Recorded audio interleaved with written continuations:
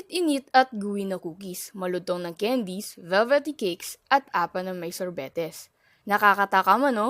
Parang gusto mong kumain ng matamis. Bakit nga ba hindi natin maiwasan kumain ng mga matatamis? Ginagamit ang asukal na termino kapag tinutukoy natin ang mga carbohydrates at kadalasan ito nakikita sa kung ano-ano mga pagkain at inumin. Nakikita mo ang asukal sa mga produktong binili mo. Glucose, fructose, sucrose, maltose, lactose, dextrose at starch ang mga anyo ng asukal. Pati na rin ang high fructose corn syrup, katas sa mga prutas, raw sugar at honey.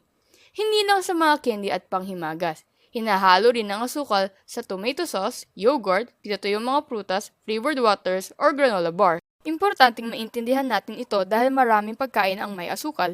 Ano nga ba ang mangyayari kapag umabot ang asukal sa iyong dila? Hinahanap-hanap mo ba ang lasa? Kumain ka ng cereal. Ina-activate ng asukal na nasa cereal ang receptor sa dila na nagsasabing matamis ang kinakain. Nagpapadala ang mga receptor na ito ng signal patungo sa brainstem at sa ibang bahagi ng forebrain. Isa dito ang cerebral cortex na kung saan nagpoproseso ng sari-saring panglasa ang iba't ibang seksyon nito. Mapait, maalat, umami at sa ating kaso, matamis. Mula dito, ina-activate ng signal ang reward system ng utak. Isa itong serye ng dikuryente at kemikal na daanan patungo sa iba't ibang rehiyon ng utak. Komplikadong network ito, ngunit tumutulong sagutin ng isang subconscious na katanungan. Dapat ko ba itong gawin muli?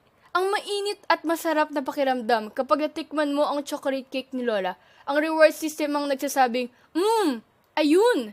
At hindi lamang ito ina-activate ng pagkain.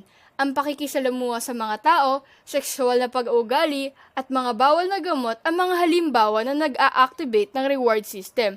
Ngunit, nagdudulot din ito ng masamang bagay kapag nasobrahan, tulad na lamang ng kawalan ng kontrol, labis na pananabik, at nadadagdagan ang tolerance sa asukal. Balikan natin ng pagkain ng cereal.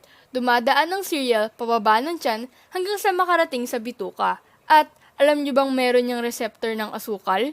Hindi sila panlasa, pero sila ang nagpaparating ng mensahe sa utak na busog ka na o kailangan na ng katawan mo ng mas maraming insulin upang tunawin ang sobrang asukal. Isang malaking bahagi ng reward system ang dopamine. Importante din itong chemical at neurotransmitter.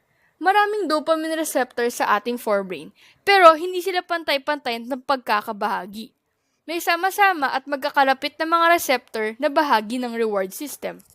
Labis ang epekto ng droga, alcohol, nicotine at heroin sa dopamine, kaya nakaka-addict ito.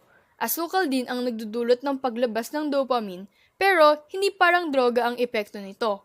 Ang broccoli ang isang halimbawa na walang epekto sa dopamine at marahil nagpapaliwanag kung bakit mahirap pakainin ng gulay ang mga bata.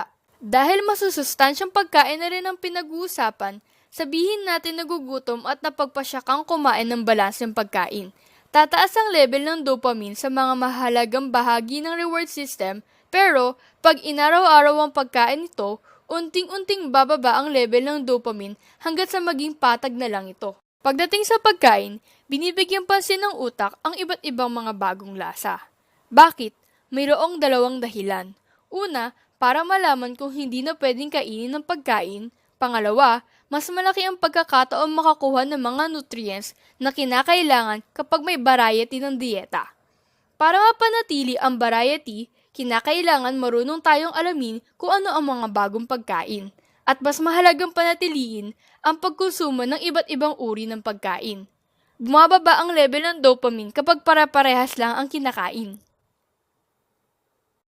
Balikan natin ng pagkain. Ano ang mangyayari kapag sa halip na masusustansya at balanseng pagkain ng kinakain, mas pinili mo ang pagkaing mayaman sa asukal? Parehas ang epekto ng bihirang pagkain ng asukal sa balanseng pagkain. Pero, kapag nasobrahan ka sa asukal, hindi nababalanse ang level ng dopamine. Sa madaling salita, patuloy ang reward system kapag maraming asukal ang kinakain. Sa ganitong paraan, parang droga ang epekto ng asukal. Kaya naman, isa itong dahilan kung bakit nahuhumaling ang mga tao sa matatamis na pagkain. Isipin natin ang iba't ibang klase ng asukal. Kakaiba ang bawat isa.